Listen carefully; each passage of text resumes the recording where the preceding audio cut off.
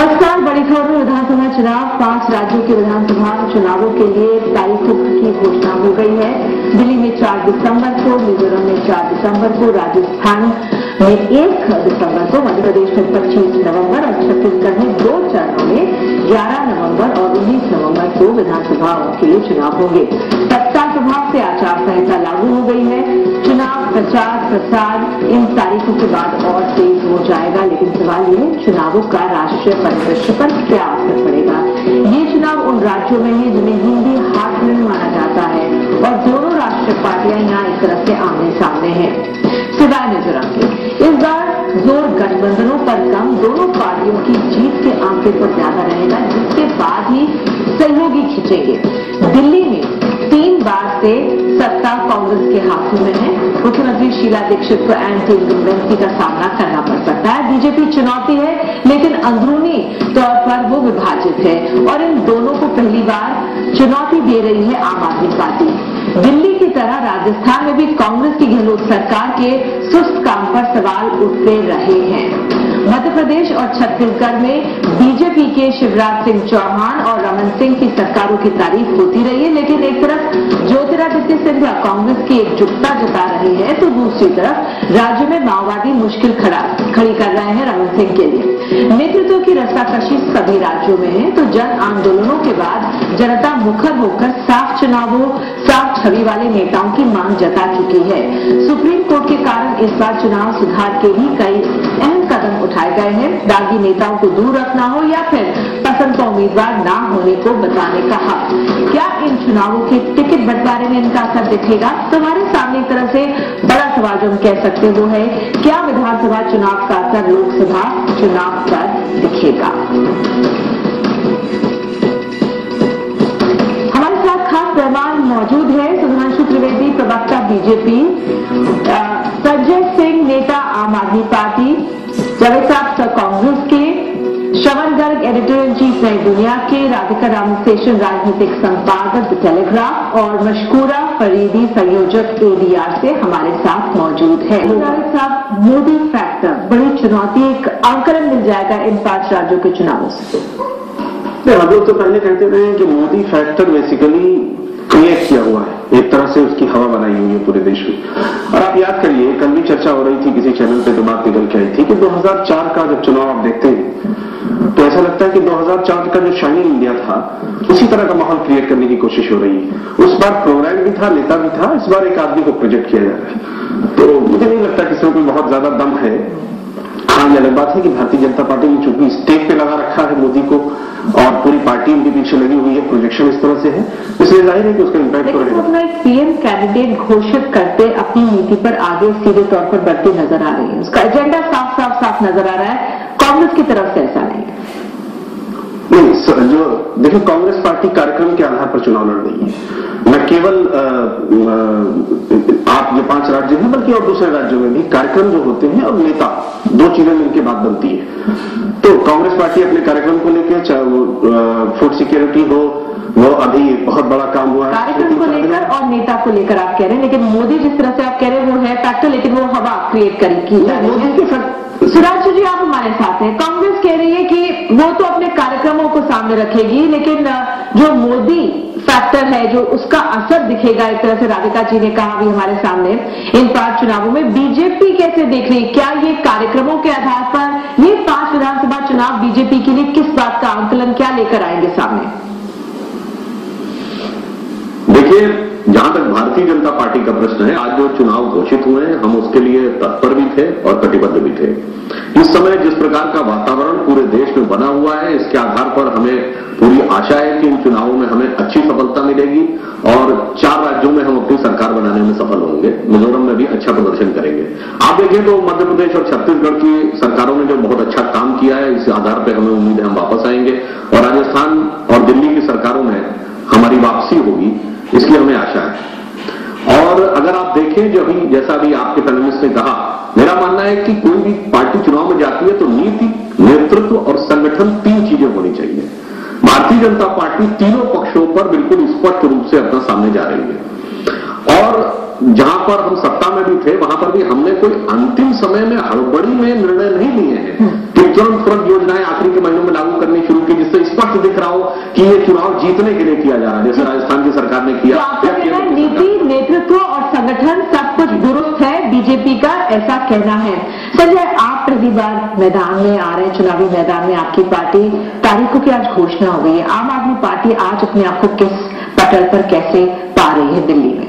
देखिए, आम आदमी पार्टी का जहां तक सवाल है, पिछले साल 26 नवंबर को इस पार्टी का गठन हुआ, लेकिन ये आंदोलन से निकली हुई पार्टी है और इसका केंद्र दिल्ली था, इसलिए हम दिल्ली प्रदेश में ही चुनाव लड़ रहे हैं। और मुझे लगता है कि जिस प्रकार से जन समर्थन मिल रहा है पिछले 3-4 महीनों में जो चुनाव अभियान हम लोगों ने चलाया, क्योंकि हमारी तैयारी बहुत पहले से चल रही है, हमने कैंडिडेट पहले घोषित कर दिए हैं, घर घर जाने का अभियान शुरू कर दिया है, हमारे लोकल प्रभारी और बूथ लेवल के कार्यकर्ता तैयार हो गए, तो मुझे लगता है कि दिल्ली में बहुत ही अच्छा परिणाम पार्टी को मिलेगा और आम आदमी पार्टी की यहाँ पे सरकार बनेगी। कांग्रेस बीजेपी दोनों से जनता त्रस्त है और एक माहौल हमारे पक्ष में है। चलो, आगे बढ़ने से पहले आपसे पूछना चाहूंगी, एसोसिएशन फॉर डेमोक्रेटिक रिफॉर्म्स कैसे आप जो ये 5 चुनाव अभी होने वाले हैं, किन चीजों पर आप लोगों की नजर रहेगी? देखिए, मैं वही सोच रही थी कि बेसिकली डिस्कशन ये चल रहा है कि मोदी फैक्टर कैसे इन्फ्लुएंस करेगा या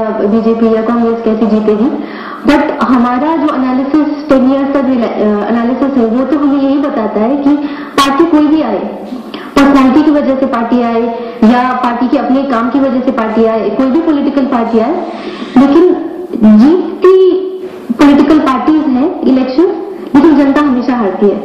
हमारे पिछले 10 साल के आंकड़े ये बताते हैं कि जैसे 2008 के इलेक्शन से अगर आप देखें तो जितने 4807 इलेक्टेड मेंबर्स में से 30% के अगेंस्ट आपराधिक मामले थे। और हमारी ऑर्गेनाइजेशन हमेशा यही बात बताती रही है कि पॉलिटिकल पार्टीज जो कैंडिडेट खड़ा करती है वो पर्सनैलिटी फोकस्ड या एजेंडा फोकस्ड ना हो, कि जनता प्रति फोकस्ड होना चाहिए। विजिबिलिटी फोकस्ड होती है, विजिबिलिटी फोकस्ड होती है, एग्जैक्टली। और जितने चुन के आए गए हैं उनमें से 30% और जो कंटेस्टिंग कैंडिडेट्स में से 17%, जितने भी 2008 से इलेक्शन अभी तक लड़े गए हैं उनमें से जितने कैंडिडेट्स थे उनमें से 17% के अगेंस्ट आपराधिक मामले हैं। तो ये इंटरेस्टिंग रहेगा देखना कि अब जो टिकट्स जिनको दिए जाएंगे सामने आएंगे, वाकई जो सुप्रीम कोर्ट के जो अभी तमाम आदेश और जो कानून सामने आ रहे हैं उनका कुछ असर दिख रहा है कि नहीं, शायद इस पर आप लोगों की जरूर नजर आएगी। आप कुछ इसमें एक बात और ऐड करूंगा कि इसका भी बाइफर्केशन होना चाहिए, अलग अलग बंटवारा होना चाहिए कि किस राजनीतिक दल ने सबसे ज्यादा अपराधियों को या इस तरह के रिकॉर्ड रखने वाले लोगों को दिया है। एडीआर की जो रिपोर्ट है, एडीआर को मैं कोट कर रहा हूं कि 2009 में सबसे ज्यादा जो इस तरह के लोग रहे वो भारतीय जनता पार्टी के 21%, तो कांग्रेस के 21% है सर। लेकिन सबसे ज्यादा 21 है तो 21 10 का अंतर है, लेकिन है कांग्रेस के भी है। मैं इसलिए बात को कह रहा हूं कि और लोग इस बात को बढ़ा। दूसरी बात जो बात निकल के आई 3-4 राज्यों की, कई लोगों ने इस पर बात की है। छत्तीसगढ़ में 10 साल से रमन सिंह जी की सरकार, राजू जी आ रही है आपके पास जी, रमन सिंह जी की सरकार है, मध्य प्रदेश में शिवराज जी की सरकार है, और जिस तरह के करप्शन के आरोप दोनों सरकारों पर गंभीर आरोप, वो चाहे खदानों की बात हो, चाहे कोर्ट की बात हो, चाहे मुख्यमंत्री की पत्नी के इन्वॉल्वमेंट की बात हो, बहुत सारे आरोप वहां पे हैं। और कहीं ना कहीं वहां पे एंटी इनकम्बेंसी जमीन पर जबरदस्त है। ये अलग बात की जिस तरह से प्रोजेक्शन है, चूंकि बीजेपी मार्केटिंग में बहुत आगे है, शीर्ष नेतृत्व से लेकर नीचे तक, तो मार्केटिंग बहुत बढ़िया है। लेकिन नीचे मार्केटिंग अच्छी, मार्केटिंग जमीन नहीं है। और डंपर स्कैम जहां तक आप जो शिवराज सिंह जी का जिक्र कर रहे हैं, वो पिछले चुनाव में भी आप लोगों ने उठाया था, लेकिन उसका ऑब्वियसली कुछ असर हुआ नहीं। तो कांग्रेस की जो कैंपेन है, अगर करप्शन है तो कांग्रेस पूरी तरह फायदा नहीं उठा। कोशिश करूंगा आपके सवाल का भी जवाब दे पाऊं। तो जो जमीन पर भयंकर एंटी इनकम्बेंसी हुई, रहा सवाल दिल्ली का और राजस्थान का। राजस्थान में खासतौर से 2 साल में जिस तरह के सोशल कार्यक्रम, सामाजिक कार्यक्रम राजस्थान के मुख्यमंत्री ने चलाए हैं और उसका जो असर जमीन पे हुआ है, उससे ऐसा लगता है कि कांग्रेस वहां पे दोबारा आएगी। दिल्ली एक आइडियल स्टेट है, दिल्ली पर आएगी बाद में, क्योंकि थोड़ी हमने बात कर ली। लेकिन जिस तरह से सुधांशु इन्होंने छत्तीसगढ़ और मध्य प्रदेश की बात छेड़ी, उससे आप कुछ कहेंगे? देखिए, पहले तो मैं उनके एक प्रश्न के बारे में कहना चाहूंगा कि उन्होंने कहा कि भारतीय जनता पार्टी में सबसे ज्यादा दागी लोग थे। ये जो दागी वर्ड की जो परिभाषा है, जरा इसको देखा जाए, हार्डेड किस जंग के मुकदमे हैं ये देखना चाहिए। एक तरफ वो लोग हैं जिन पे आतंकवाद के मुकदमे होते हैं। अभी उत्तर प्रदेश की सरकार ने आतंकवाद के आरोपियों तक से मुकदमे वापस लेने की कोशिश की, पूनम देवी से मुकदमे वापस ले लिए थे उसको। सर अभी यूपी में मत जाइए, मैं इसी कर और धारा 144 टूटने पर भी मुकदमा लग जाता है और आप कहेंगे वो भी दागी है। इसलिए खैर उसके डिटेल में जाकर भी एकदम जनरलाइज करने का प्रयास किया जाता है। उससे भी अलग अलग देखना चाहिए किस प्रकार के लोग हैं, कितने हीनियस क्राइम में, कितने डीप करप्शन में या किस प्रकार के आपराधिक मामलों में लोग हैं जो आरोपी। अब आता हूं मध्य प्रदेश और छत्तीसगढ़ पे। इन्होंने कहा कि साहब मध्य प्रदेश और छत्तीसगढ़ की सरकारों में बीजेपी की मार्केटिंग बहुत अच्छी है। मैं दोनों सरकारों का सिर्फ एक उदाहरण देता हूं। छत्तीसगढ़ की सरकार ने वो पीडीएस सिस्टम जो कि पूरे भारत में फेल हो चुका था, उसको उसी सिस्टम में सबसे एफिशिएंटली चलाकर दिखा दिया और सबसे बेहतर तरीके से फूड सिक्योरिटी दी, जो वर्तमान फूड सिक्योरिटी बिल से ज्यादा है और उससे अधिक न्यूट्रेंट के साथ है, उससे अधिक मात्रा में है। और उससे बड़ी बात यह है कि चुनाव के वर्ष का इंतजार करके नहीं दिया, बहुत पहले दे दिया। मध्य प्रदेश पे आइए, जब हमारी मध्य प्रदेश की सरकार आई तो मध्य प्रदेश की कृषि की दर 3% थी और आज 18.96% बनी। आज मध्य प्रदेश खाद्यान्न पूल में सबसे बड़ा कंट्रीब्यूटर है देश में। नोट करिए, सबसे बड़ा है, पंजाब से भी ज्यादा खाद्यान्न में मध्य प्रदेश ने दिया। फिर हमने खाद्य सुरक्षा कानून लागू किया, पहले पूरे प्रदेश को आगे बढ़ाया, फिर सबको सिक्योरिटी दी और फिर मैं कह रहा हूं चुनाव का इंतजार नहीं किया, 1 साल पहले ही हमने कर दिया। इसलिए ये मार्केटिंग नहीं थी, ये ठोस यथार्थ पर जो हमने काम किए हैं मध्य प्रदेश। बीजेपी का कहना है कि अगर हम मैं आऊंगी दादी, तो बीजेपी का कहना है कि हमने तो जमीनी स्तर पर ठोस नीतियों पर काम किया है, जो कार्यक्रम चलाए उसका फायदा अगर हम सिर्फ मध्य प्रदेश और अभी छत्तीसगढ़ की बात करें वहां पे मिलेगा। देखिए इसमें दो चीजें हैं, दोनों ही राज्यों में एंटी इनकम्बेंसी भी है और दोनों ही राज्यों में ये मांग उठ रही है कि जो वर्तमान में विधायक है उनमें से बहुत सारे लोगों के और मंत्रियों के टिकट काटे जाने चाहिए। आप अगर देखें कि भारतीय जनता पार्टी के 2003 के चुनाव में 173 सांसद विधायक थे और 2008 में उनमें 30 की कमी हो गई, मतलब 30 विधायक कम हो गए। तो ये जो एंटी इनकम्बेंसी पिछले समय से चल रही है यहां पर मध्य प्रदेश में, क्या उसको शिवराज सिंह अकेले अपने दम पर तोड़ पाएंगे या रोक पाएंगे, ये एक बहुत बड़ी चुनौती है। छत्तीसगढ़ में और मध्य प्रदेश दोनों में पिछले चुनाव के मुकाबले आज कांग्रेस पहले से ज्यादा कहीं संगठित है और चुनाव के लिए कहीं ज्यादा तैयार नजर आती है। ऐसी स्थिति में पूरे छत्तीसगढ़ में कुल 90 सीटें हैं और उसमें केवल 5 सीटों का फर्क सरकारों को बदल सकता है छत्तीसगढ़ में। 2003 में भी भारतीय जनता पार्टी के पास 50 सीटें थी और 2008 में भी 50 सीटें। तो मतलब यह है कि भारतीय जनता पार्टी अगर ओवर कॉन्फिडेंस में रहेगी मध्य प्रदेश और छत्तीसगढ़ में तो हो सकता है कि दोनों राज्यों में उसको बहुत बड़ा नुकसान हो जाए।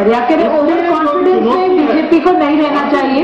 ठीक है राधिका जी, ज्योतिरादित्य सिंधिया को एक तरह से कांग्रेस ने आगे कर दिया है, तो कांग्रेस कहा जा रहा है कि एक तरह से संगठित नजर आ रही है मध्य प्रदेश में।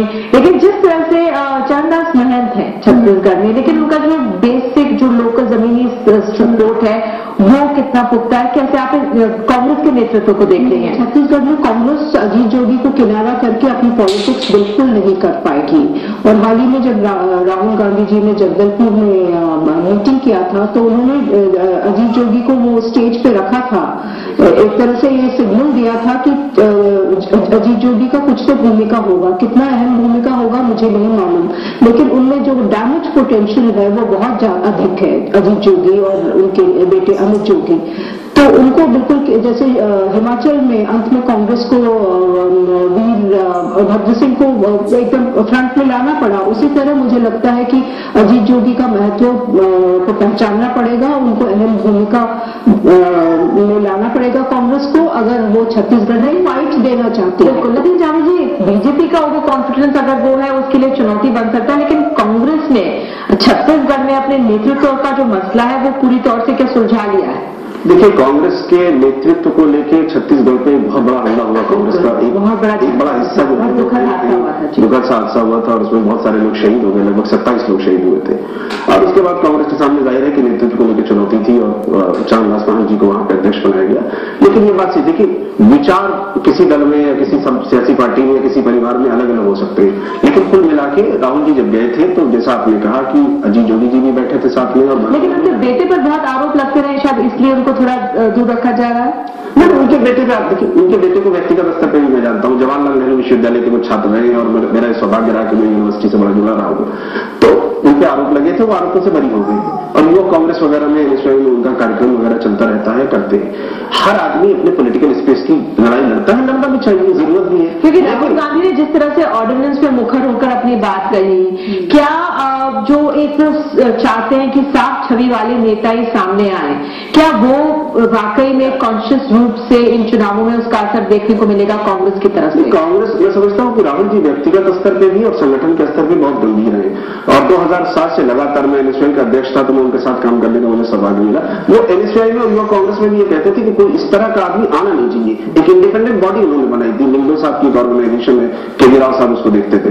तो कोशिश उनकी यही थी कि इस तरह के जो लोग जिनका चरित्र इस तरह का है उनको इस तरह से रिप्रेजेंट करने के लिए स्थान नहीं मिलना चाहिए। चाहे भले खामियाजा भुगतना पड़े पॉलिटिकल अगर चुनावी रणनीति में, लेकिन ऐसे दागी लोगों से दूर रहना चाहेंगे। बिल्कुल कांग्रेस पार्टी, अब देखिए कांग्रेस पार्टी के लोग रशीद मसूद साहब जेल चले गए। मैं समझता हूँ कि एक रिफॉर्म है, चाहे हमारी पार्टी हो चाहे कोई भी पार्टी हो, किसी आपने एनएसयूआई और यूथ कांग्रेस को इलेक्शंस का वो किया, मैंने भी बहुत क्लोजली ट्रैक किया। राहुल गांधी जी ने कहा कि कोई परिवारवाद वो सब नहीं होगा, लेकिन आगे से जो ज्यादा प्रत्याशी चुन के आए हैं उनका कोई ना कोई पारिवारिक कनेक्शन था, इसी कारण चुन के आए हैं। बड़ी बात केवल एक बात मैं निवेदन कर दूं, देखिए जब रिफॉर्म होता है तो उसका खामियाजा या आप जब सिस्टम को बदलना चाहते हैं तो चाहे आपके लोग हो चाहे दूसरे लोग हो, कहीं ना कहीं वो शिकार होते हैं। लेकिन मैं समझता हूँ बहुत बड़ा काम राहुल गांधी जी ने किया कि खड़े हुए और उनके किया या नहीं किया ये तो बताएंगे आगे चुनाव के नतीजे बताएंगे, इसी को जानेंगे। छोटा सा ब्रेक मुझे लेने को कहा जा रहा है, ब्रेक लेते हैं, तुरंत लौटते हैं बड़ी खबर।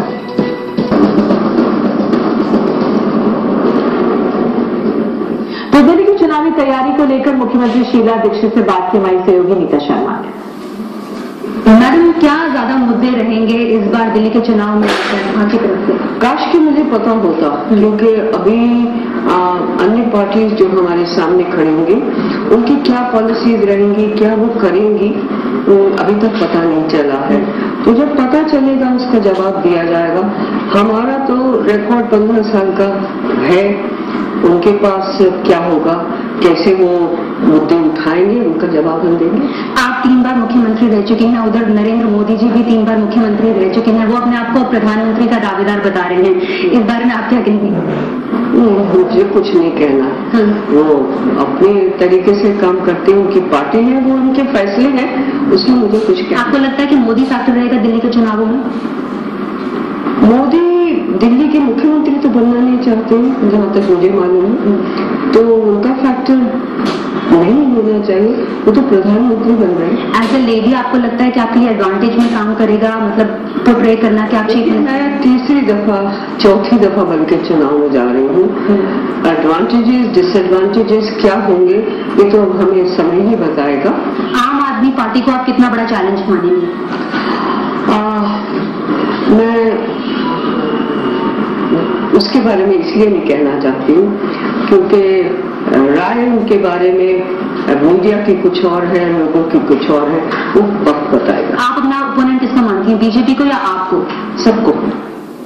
वही नेता है शीला दीक्षित और चौथी बार कांग्रेस उनके नेतृत्व में उतर रही है चुनावी मैदान में। बहुत बड़ी चुनौती है, बहुत चीजें उनके अगेंस्ट जाती है, लेकिन फिर भी वो डटी हुई है। जावेद साहब, बहुत एक तो एंटी इनकम्बेंसी की बात है, तमाम घोटाले सामने आ गए हैं, फिर नरेंद्र मोदी की इतनी बड़ी रैली सामने आ गई है। कांग्रेस का क्या बहुत जो मनोबल है बिल्कुल खत्म है, परास्त है? कहाँ पे, दिल्ली में या नेशनल? दिल्ली में। दिल्ली में आप देख रही हैं सीएम का, अभी आपने स्टेटमेंट चलाया, जोश और कितना खुशी और चेहरे पे जो कॉन्फिडेंस है, उसका रीजन है। उसका रीजन ये है कि शीला जी ने इस स्टेट को एक आइडियल स्टेट बनाया है। डेवलपमेंट आप देख लीजिए, सड़कें आप देख लीजिए, फ्लाईओवर देख लीजिए, आप जो इंडेक्स है, जो पर कैपिटा इनकम है, दिल्ली 1 नंबर पे है। इलेक्ट्रिसिटी, जो बेसिक इंफ्रास्ट्रक्चर है, उस पर जितना काम इस गवर्नमेंट ने किया है शायद ही किसी ने किया होगा। तो पिछली बार भी यही हो रहा था कि मुश्किल हालात में शीला जी ने, अगर 15 साल देखे, 10 साल तो आराम से गुजरे, लेकिन जो ये पिछले 5 साल रहे उससे बहुत सवाल उठे। संजय, आप कुछ कहें? देखिए, जहां तक दिल्ली में फ्लाईओवर दिखाना है, सड़कों की चमक दिखाना है, कुछ जगहों पे आप बिल्कुल दिखा सकते हैं, लेकिन दिल्ली की जो आम आदमी की बस्ती है, जरा उसको भी जाके देखना जरूरी है। दिल्ली के अंदर 70% आबादी पीने का साफ पानी नहीं पाती। आज हालत ये है, यहाँ पर जिस तरीके से बिजली के दाम बढ़ाए गए, झुग्गियों में रहने वाला 5,000 रुपए का उसको महीने का बिजली का बिल आ जाता है। आम आदमी यहाँ पर भ्रष्टाचार के कारण, किसी भी कार्यालय में आप चले जाइए, बगैर रिश्वत के काम नहीं होना है। भ्रष्टाचार के कारण, महंगाई के कारण, बिजली पानी के बढ़े हुए दाम के कारण बुरी तरीके से त्रस्त है, परेशान है। कॉमनवेल्थ गेम्स का घोटाला 70,000 करोड़ का यहाँ हुआ दिल्ली में, वही फ्लाईओवर और सड़कें बनाने के घोटाले जो है वो अपने भ्रष्टाचार मायने रखते। मैं यहाँ पे हमारे साथ यहाँ पे सुधांशु जी। सुधांशु, हिमाचल का चुनाव हुआ था, जब कहा जा रहा था कि एक तरह से सफाया हो जाएगा कांग्रेस का वहां पर, आपको याद होगा उसी दौरान जब हिमाचल प्रदेश के विधानसभा चुनाव होने वाले थे, कोल का जो पूरा घोटाला तब सामने आया था। दिल्ली में जो गैस के सिलेंडर थे वो महंगे कर दिए गए थे, उनकी राशनिंग कर दी गई थी। कहा गया था कि जो हिमाचल प्रदेश है एक ठंडा प्रदेश है, तुरंत उसका असर पड़ेगा, लेकिन चुनाव पर कुछ असर नहीं पड़ा भ्रष्टाचार का। क्या ये कांग्रेस का भ्रष्टाचार जो उठाया जाता है, सामने रखा जाता है, वाकई उसका कुछ दिल्ली पे असर पड़ेगा कि नहीं? देखिए, जो आपने हिमाचल के चुनाव का उदाहरण दिया, निश्चित रूप से वो अप्रत्याशित था। वीरभद्र सिंह जी यहां से भ्रष्टाचार के आरोप में हटे और वहां पर उनके नेतृत्व में चुनाव जीता गया। उत्तराखंड में आप देखिए, हमारे मुख्यमंत्री खंडूरी जी ने पहला राज्य था जिसने कि लोकपाल विधेयक लाया और उसके बाद वो अपना चुनाव भी हार गए। ऐसी घटनाएं होती रहती हैं, पर भारतीय जनता पार्टी का जहां तक प्रश्न है, हम भ्रष्टाचार और राजनीतिक शुचिता की लड़ाई चुनावी हार जीत के तराजू पर रखकर नहीं तोड़ते हैं। मैं इसका उदाहरण एक अन्य राज्य का भी देना चाहता हूं। कर्नाटक में जब हमने येदियुरप्पा को हटाया था, तो हमें एक बात की आशंका थी कि इसका हमको भारी राजनीतिक नुकसान भुगतना पड़ सकता है, और हमने भारी राजनीतिक कीमत चुकाई, मगर इसके बाद भी हम अपने निर्णय पे कायम रहे। इसलिए मेरा ये मानना है कि ये आपकी बात बिल्कुल सही है। राजनीतिक समझता हूं कि ध्यान से जहां तक राजनीतिक शुचिता का सवाल है, निश्चित रूप से खंडूरी जी उत्तराखंड में लोकायुक्त बिल लेके आए थे, बिल्कुल सही बात है, लेकिन उसके पहले निशंक जो आपके मुख्यमंत्री थे, उनके ऊपर गंभीर भ्रष्टाचार के आरोप थे। गंगा के तटों का जिस तरीके से वहां सौदा किया गया, निर्मानंद शहीद हुए अनशन करके, उन्हीं के भ्रष्टाचार के खिलाफ। जहां तक हिमाचल का सवाल है, हिमाचल की सरकार पर भी गंभीर भ्रष्टाचार के आरोप थे। तो शुचिता का जो सवाल आप खड़ा करते हैं, 116 सांसद है भारतीय जनता पार्टी के, जिसमें 44 दागी, और आप बिल्कुल सही कह रहे थे कि 44 में सीरियस कितने हैं देखना जरूरी है। तो 19 ऐसे हैं जिसमें सीरियस क्रिमिनल चार्जेस हैं। यही हाल कांग्रेस का है, 44 उनमें भी दागी है 206 में, और उनमें 13 सीरियस चार्जेस वाले हैं। जो बात कह रहे हैं कांग्रेस और येदियुरप्पा दोनों का मामला बराबर का है। संजय भाई जी, येदियुरप्पा का जो जिक्र इन्होंने किया, येदियुरप्पा जी ने पार्टी खुद छोड़ दी। हालात इस तरह के थे, वो सीएम के समझौता करने को तैयार नहीं होती, मजबूरी में वो अलग थी। मशकुरा, करप्शन का असर क्या पड़ेगा कि नहीं पड़ेगा? करप्शन का एक्चुअली मैं एक ताल्लुक जोड़ना चाहती हूँ। अभी जितने लोग अभी टीवी देख रहे हैं कि स्कैम की वजह से इलेक्शन का रिजल्ट अफेक्ट होगा, ये एक्चुअली जो रिलेशनशिप है बिटवीन स्कैम्स, जो अभी एक सुप्रीम कोर्ट ने हक दिया कि भाई आप अगर नहीं चाहें तो उनको वोट ना दें, वो अपने आप में बहुत कारगर होगा, खासकर दिल्ली के चुनाव में। मुझे तो लगता है कि अब इसकी वजह से लोगों को ये एक इंसेंटिव मिलना चाहिए कि वो ज्यादा मात्रा में आके वोट करें। In fact what we are saying is कि जब कोई प्रत्याशी चुनाव लड़ता है, जब कैंडिडेट लड़ते हैं, तो हमारा ये मानना है कि इनफैक्ट डॉक्टर कुरैशी ने भी कहा था कि पिछली बार यूपी के इलेक्शन में 10,000 करोड़ खर्चे हुए थे, और Gopal Swami ji chief election commissioner, उन्होंने ये कहा था कि पॉलिटिशियंस के लिए इलेक्शन एक इन्वेस्टमेंट प्रोसीजर होता है, तो वो पैसे खर्च करते हैं ताकि 100 गुना ज्यादा बनाएगा। राधिका, आओगे शर्मा जी आपके पास लास्ट कमेंट के लिए। राधिका, आपके फाइनल कमेंट्स। भ्रष्टाचार आपने भ्रष्टाचार का जिक्र किया तो मैं एक और राज्य जहाँ जिसमें 2-3 साल पहले हुआ था चुनाव, तमिलनाडु में, वहाँ पे भ्रष्टाचार जरूर मुद्दा था क्योंकि 2G का स्कैम उस समय बिल्कुल अपने हाइट पे था और लोगों ने इस वजह से डीएमके को रिजेक्ट किया। लेकिन और विकल्प क्या था? एआईडीएमके का रिकॉर्ड भी कोई बहुत साफ नहीं है डीएमके के साथ कंपेयर करना। आप कैन गेन इन दिल्ली? आप लग तो रहा है कि किसका वोट काटेगा यही देखना पड़ेगा। समझिए लास्ट पॉइंट आपकी, भ्रष्टाचार क्या बनेगा बड़ा मुद्दा कि नहीं दिल्ली के लिए? नहीं, भ्रष्टाचार निश्चित रूप से दिल्ली के लिए ही नहीं पूरे देश के लिए बड़ा मुद्दा बनना चाहिए और बनेगा। और सारे राजनीतिक दलों में जो इस समय भारतीय जनता पार्टी और कांग्रेस जो परेशानी में है वो ये है कि ईमानदार प्रत्याशियों को ढूंढकर कहां से लाएं जिन पर भ्रष्टाचार के आरोप नहीं है या कभी आगे चलकर उनके जेल जाने की कोई संभावना नहीं प्रकट होगी। ये भारतीय जनता पार्टी के साथी ने जो येदियुरप्पा की बात कही तो मैं उनसे केवल इतना जानना चाहता हूं कि क्या नरेंद्र मोदी जी येदियुरप्पा को वापस भारतीय जनता पार्टी में लेकर आएंगे कि नहीं आएंगे? अगर उनको भ्रष्टाचार के आरोपों के चलते हटाया गया था और पार्टी ने तमाम तरह की मुझे बस टाइम नहीं है, सुधांशु लाने की तो पूरी कोशिश है उनको लाने की, है कि नहीं सुधांशु? देखिए, मैंने जो बात कही थी संदर्भ ये था कि भ्रष्टाचार के आरोप के बाद भी राजनीतिक नुकसान 10% वोट येदियुरप्पा लेके गए। आप जब भ्रष्टाचार की बात करते हैं तो अभी होने दीजिए, बहुत अहम हो गए, क्या क्या सामने निकल कर आएगा, कौन से मुद्दे चलेंगे, वाकई देखना खासा दिलचस्प रहेगा।